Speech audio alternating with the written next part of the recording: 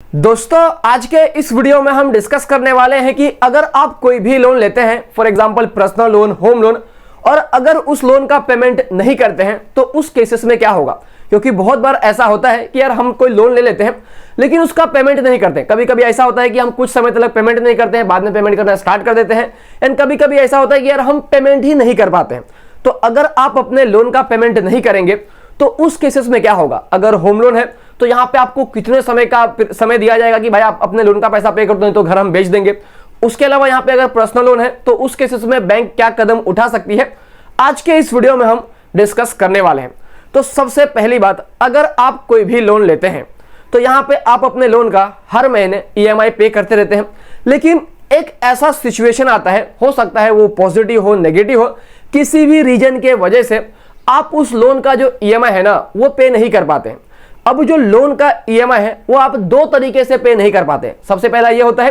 कि यार आपने एक ईएमआई पे नहीं कर पाया, उसके बाद से आप ईएमआई पे करने लगे। उसके अलावा ये हो सकता है कि आपने दो ईएमआई नहीं पे कर पाया एंड उसके बाद से आपका जो भी पिछला बाकी था एंड तीसरे ईएमआई से आपने पूरा पेमेंट करना स्टार्ट कर दिया। तो अगर आप दो ईएमआई मिस करते हैं और 90 दिन के अंदर अगर आपका जो भी लोन का ईएमआई का पैसा बाकी है उसको पेमेंट कर देते हैं, तो यहां पे आपने भले ही एक या तो दो ईएमआई मिस किया है, तो यहां पे ये जो डिफॉल्ट आपने किया है एंड बाद में आपने पेमेंट करना स्टार्ट कर दिया ना, उसको माइनर डिफॉल्ट कहा जाएगा। यानी कि भाई आपने छोटा डिफॉल्ट किया एंड यहां पे बाद में तो आप पेमेंट भी करना स्टार्ट कर दिए।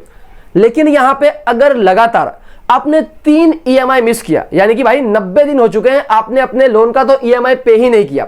तो 90 दिन से जब ज्यादा हो जाता है और यहां पे आप बैंक को ईएमआई वगैरह पे नहीं करते हैं,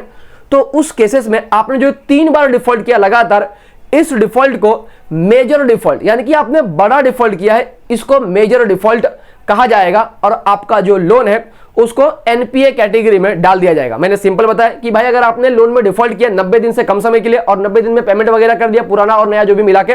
तो उसको माइनर डिफॉल्ट। लेकिन आपने लगातार 3 ईएमआई पे नहीं किया है तो उस केसेस में इसको मेजर डिफॉल्ट कहा जाएगा। अब अगर आपने भाई एक दो ईएमआई मिस किया उसके बाद आपने पेमेंट वगैरह कर दिया, उस तब तो कोई टेंशन नहीं, आपने मतलब नॉर्मली आप ईएमआई तो पे ही कर रहे हो। लेकिन यहाँ पे 3 ईएमआई आपने लगातार मिस किया है, उसके बाद भी आप अपने लोन का ईएमआई नहीं पे कर रहे, रीजन कुछ भी हो सकता है। तो अब यहाँ पे बैंक क्या करेगा, तो बैंक सबसे पहले आपके लोन को एनपीए कैटेगरी में डाल देगा। उसके बाद यहाँ पे बैंक आपको 60 दिन का एक नोटिस भेजेगा कि भाई देखो हम आपको 60 दिन का समय दे रहे हैं, अगर आप अपने लोन को पे कर दो नहीं तो हम आपके खिलाफ एक्शन ले सकते हैं। तो यहाँ पे जब से वो आपको नोटिस दिया गया है, ईमेल पे मिलेगा या तो आपके घर के एड्रेस पे जाएगा बाय पोस्ट, तो जब से वो नोटिस आपको मिला है उस दिन से लेके आपके पास में 60 दिन का समय है, या तो आप अपने लोन को पे करके मामला रफा दफा कर सकते हैं। लेकिन अगर आप लोन फिर भी पे नहीं करते, 60 दिन हो गया फिर भी पे नहीं किया,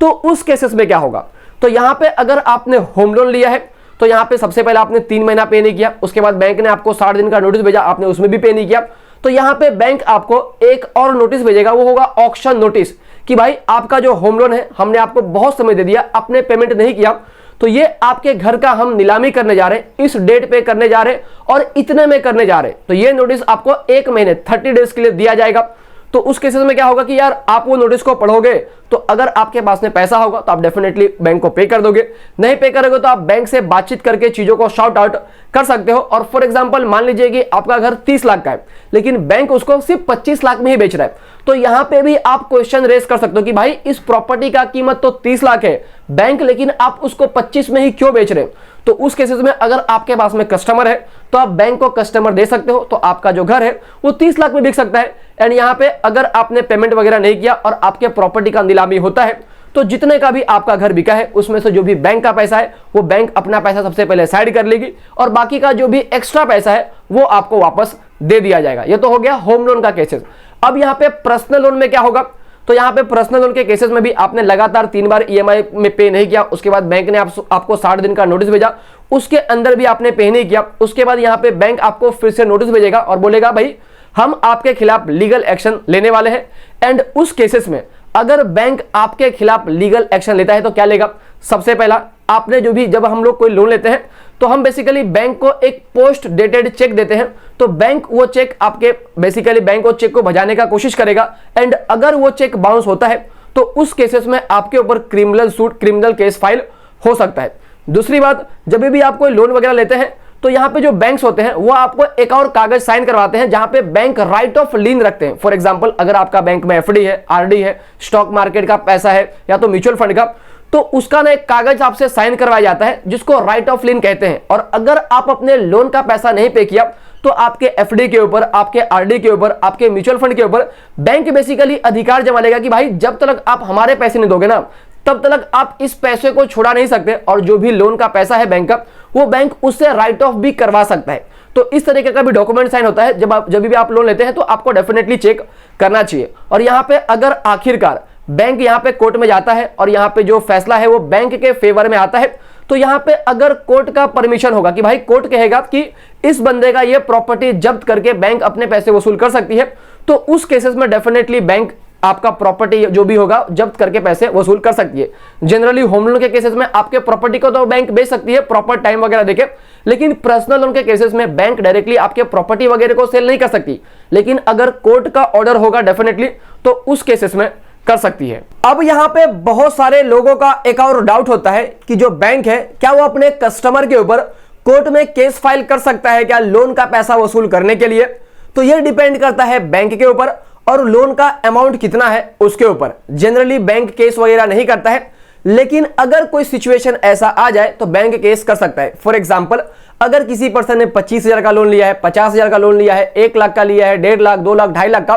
तो जो अमाउंट है वो हो सकता है बैंक के लिए नॉर्मल अमाउंट है। तो यहां पे बैंक कस्टमर से बातचीत करने की कोशिश करेगा, लोन को सेटलमेंट करने की कोशिश करेगा कि भाई अगर आपका 1 लाख का लोन है तो आप कम से कम 50,000 रुपए ही दे दो। ये बैंक ही डिसाइड कर सकता है। उसके अलावा यहाँ पे बैंक अलग अलग तरीके अपनाते हैं, आपको लीगल नोटिस भेजते हैं, आपको बार बार ईमेल करके, फोन वगैरह करके, या तो यहाँ पे रिकवरी एजेंट के थ्रू आपसे पैसा वसूल करने की कोशिश करते हैं। तो ये बेसिकली किया जाता है। लेकिन अगर मान लीजिए लोन का अमाउंट ज्यादा है, 10 लाख रुपए है, 15 लाख रुपए है, 20 लाख रुपए है, और यहाँ पे बातचीत करके भी, रिकवरी एजेंट को भेजने के बाद भी पैसे वसूल नहीं हो रहे, तो उस केसेस में हो सकता है कि बैंक जो है वो अपने कस्टमर के खिलाफ लीगल एक्शन ले ले। क्योंकि यहाँ पे अगर आप भी किसी को लोन लेंगे तो यहाँ पे डिपेंड करता है कि लोन का अमाउंट कितना है। अगर सामने वाला पैसा आपको नहीं दे रहा है तो अगर कम अमाउंट है तो आप उससे बातचीत करोगे या तो उस पैसे को भूल जाओगे। लेकिन अगर लोन का अमाउंट ज्यादा है तो आप डेफिनेटली पुलिस का हेल्प लोगे एंड कोर्ट वगैरह में केस करोगे। तो सिमिलरली बैंक भी इसी तरीके से करता है। उसके अलावा मैंने आपको बता दिया कि भाई अगर आप अपने लोन में डिफॉल्ट करोगे तो क्या होगा, आपका प्रॉपर्टी जब्त हो सकता है, बैंक आपके खिलाफ कोर्ट वगैरह में केस कर सकता है। उसके अलावा यहाँ पे आपके घर पे या तो आपको बार बार रिकवरी एजेंट वगैरह परेशान कर सकते हैं। और उसके अलावा सबसे मोस्ट इंपॉर्टेंट, अगर आप अपने लोन में डिफॉल्ट करते हैं तो यहाँ पे आपका जो सिविल स्कोर है, आपका जो क्रेडिट स्कोर है वो डैमेज होता है। अगर आपने एक भी डिफॉल्ट किया तो आपका जो सिविल है उसका 50 से 70 पॉइंट तक गिर जाता है। और अगर आपने अपने लोन में डिफॉल्ट ही कर दिया, आपको डिफॉल्टर घोषित कर दिया, तो उस केसेस में जब भी आप लोन लेने जाओगे तो आपके सिविल में लिखा होगा कि भाई साहब इसने यहां से लोन लिया था और इसने उस लोन का पैसा नहीं पे किया, और वहां पे डिफॉल्टर आपके सिविल में लिखा होगा, जिसके वजह से आपको लोन मिलना काफी मुश्किल हो जाएगा अच्छे बैंक की तरफ से और अच्छे एनबीएफसी कंपनी की तरफ से। तो आज के दिन में सबसे मोस्ट इंपॉर्टेंट है कि भाई आपका जो सिविल है ना वो अच्छा होना चाहिए, ताकि फ्यूचर में कभी भी इमरजेंसी होगा, कोई भी काम होगा तो आपको लोन इजिली मिल सके। अभी तक मैंने आपको जो भी इंफॉर्मेशन दिया है वो बेसिकली मैंने बजाज फिनसर्व का आर्टिकल पढ़ के और जगह का आर्टिकल पढ़ के चीजों को समराइज किया और यहां पे मैंने आपको इंफॉर्मेशन दिया। लेकिन यहां पे 3 और इंपॉर्टेंट इंफॉर्मेशन है जो मैंने इस वीडियो में कवर नहीं किया है। बेसिकली उस इंफॉर्मेशन का जो लिंक है वो आपको इस वीडियो के नीचे डिस्क्रिप्शन में मिल जाएगा, तो वो आर्टिकल पढ़ के आप और भी नॉलेज ले सकते हैं। जिसमें सबसे पहला है कि अगर आप अपने लोन में डिफॉल्ट करने वाले हैं तो उस लोन के डिफॉल्ट को आप किस तरीके से अवॉइड कर सकते हैं। तो यहां पे बजाज फिनसर्व का एक आर्टिकल है, उसका लिंक आपको इस वीडियो के नीचे डिस्क्रिप्शन में मिल जाएगा, तो उस आर्टिकल को जरूर पढ़ना। उसके अलावा यहां पे दूसरा आर्टिकल है कि अगर आपका सिविल स्कोर लो है तो आप अपने लो सिविल स्कोर को किस तरीके से इंप्रूव कर सकते हैं, तो वो भी काफी इंपॉर्टेंट आर्टिकल है, उसका भी लिंक आपको डिस्क्रिप्शन में मिल जाएगा। वो भी बजाज फिनसर्व का ही आर्टिकल है, उसको भी जरूर पढ़ना। और यहां पे तीसरा आर्टिकल है कि अगर आपका सिविल स्कोर लो है तो आप लो सिविल स्कोर में किस तरीके से पर्सनल लोन ले सकते हैं, वो भी बजाज फिनसर्व का ही आर्टिकल है, तो उसको भी लिंक आपको डिस्क्रिप्शन में मिल जाएगा। तो वो 3 आर्टिकल आप जरूर पढ़ना। एंड इस वीडियो को तो मैंने आपको बता ही दिया कि भाई लोन में डिफॉल्ट करेंगे या तो नहीं भरेंगे तो उसका क्या इंपैक्ट होगा। तो दोस्तों यही थी पूरी की पूरी वीडियो अच्छी लगी तो वीडियो को जरूर लाइक करना, चैनल को सब्सक्राइब करना